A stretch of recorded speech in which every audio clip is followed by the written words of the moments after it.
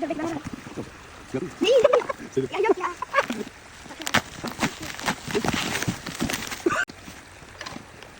Hadi bıçağımı ne yaptın? Ya, o kadar.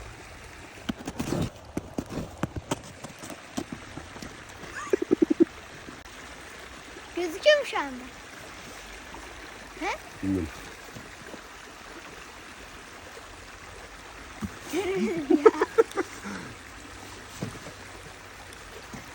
Ama ısırayım ha. Ya gerçekten. Hadi.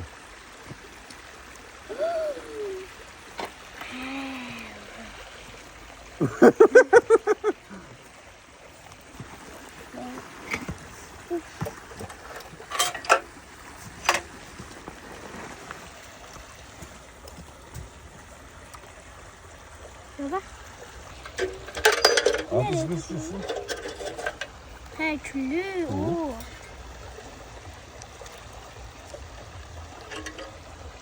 Tamam, bir kapatalım iyice. Çok güzel ya. Şimdi Böyle. bunu da böyle. Aç kapatayım. Tamam.